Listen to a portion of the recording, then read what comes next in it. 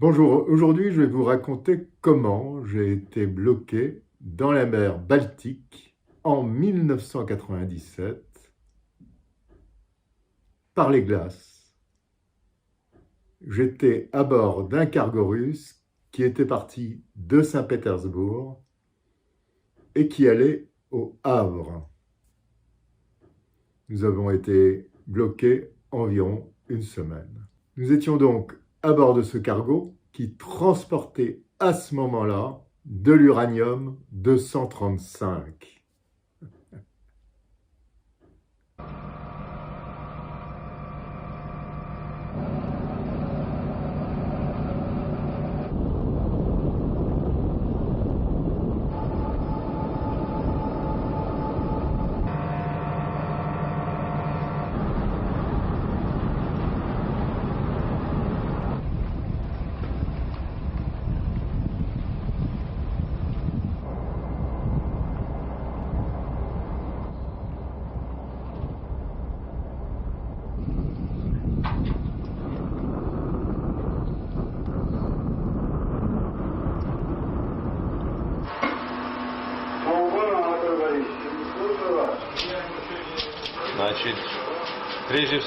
Avant tout, je veux dire que les bateaux de la compagnie et leur équipage sont équipés spécialement pour passer à travers les glaces.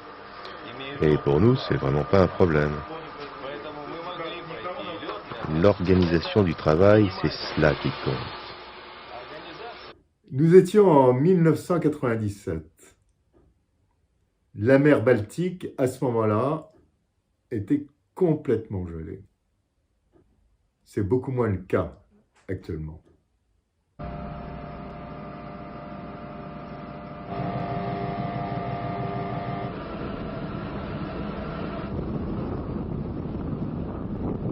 Vous allez voir que tout l'équipage est plutôt en faveur de l'ex-URSS. C'est très simple, voyez-vous. Il y a quelques années de cela, nous n'avions qu'une seule flotte unie, la flotte de la grande URSS, une et indivisible. Personnellement, je ne suis pas réjoui par la chute de l'URSS. Autrefois, la vie était plus intéressante, plus calme, plus libre. Aujourd'hui, la mafia n'a peur de personne, car tout peut être réglé et arrangé avec de l'argent. Aujourd'hui, celui qui a plus d'argent a raison. Oui, moi aussi j'ai le sentiment que le peuple est de plus en plus pauvre et que ce sont les structures mafieuses qui sont au pouvoir. Autrefois, nous étions plus unis. Il est vrai que la discipline était plus dure. Mais, quoi qu'il en soit, cette solidarité était bien réelle. Désormais, les gens sont plus libres, c'est indiscutable. Le revers de la médaille, c'est l'individualisme. Les marins soviétiques étaient des privilégiés car fréquemment en contact avec l'Occident et les pays frères. Ils se devaient d'être des hommes politiquement sûrs. Ils étaient encadrés par le représentant du parti et par un commissaire politique qui réglait la vie de l'équipage. Leur faisait parvenir des nouvelles de la mère patrie et connaître les dernières décisions du parti. Certains de ces premiers assistants du capitaine voulaient même que les marins se lèvent et se couchent sous sifflet. Parmi eux, il y avait beaucoup de despotes. C'était un poste très convoité à l'époque. Mon rôle en tant que représentant du parti était de veiller à ce que règne l'ordre à bord. À l'époque, on pouvait faire régner l'ordre. Les communistes, lors de ces réunions, rendaient compte de leur activité. Par exemple, s'ils étudiaient, ils devaient nous raconter ce qu'ils apprenaient.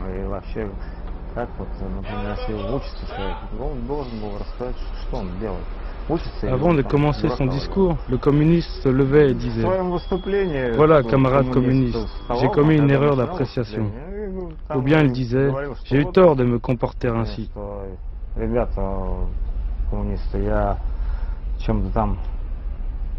В своем поведении был неправ, там, вот, допустил какую-то ошибку там и все прочее.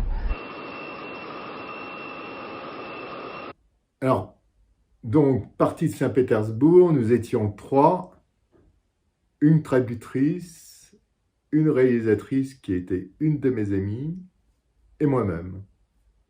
Une équipe de 3. L'indépendance des républiques de l'ex-Union soviétique prive Moscou de la majeure partie de sa façade maritime et de sa flotte. Sur les 1500 navires appartenant à l'Union soviétique en 1991, la Russie n'en a récupéré que 735. Et elle ne dispose plus que de 19 ports sur les 37 que comptait l'ancienne URSS. Le démantèlement de l'URSS est complètement aberrant. Les Baltes, par exemple, ont fait sécession très rapidement. Pourquoi pas?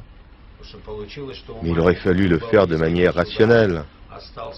Ces petits États ont ainsi hérité d'une partie de notre marine marchande.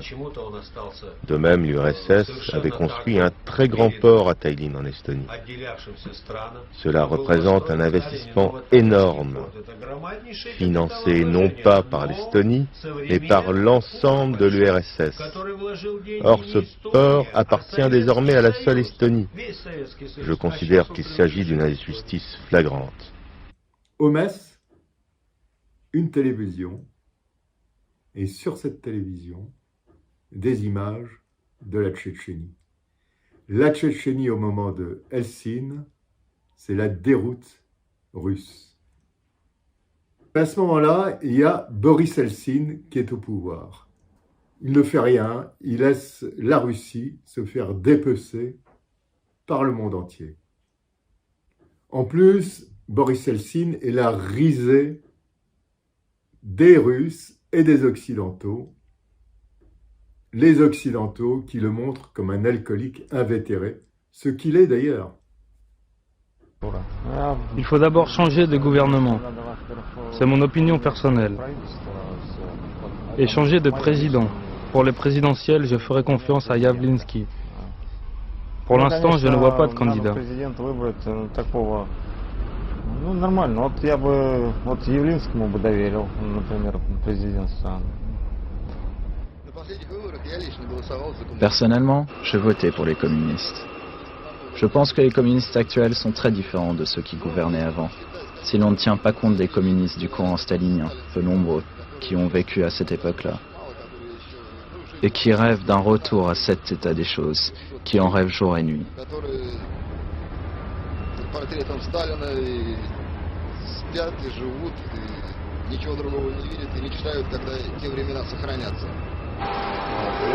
Je pense que les choses vont de plus en plus mal, car les gens n'ont pas été formés pour vivre dans le nouveau système, dans des conditions complètement différentes. On leur a dit, voilà, faites-en ce que vous voulez, mais la majorité des gens ne sait pas quoi en faire.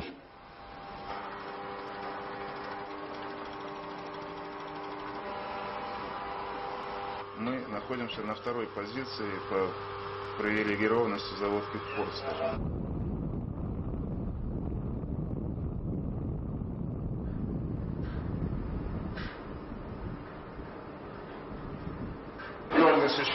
Je viens d'entendre à la radio que l'un des bateaux qui attendent ici vient d'envoyer un message d'urgence. En effet, ils n'ont presque plus d'eau ni nourriture. Et bientôt, ils seront sans carburant. Conformément aux règles internationales, on se doit de lui apporter de l'aide.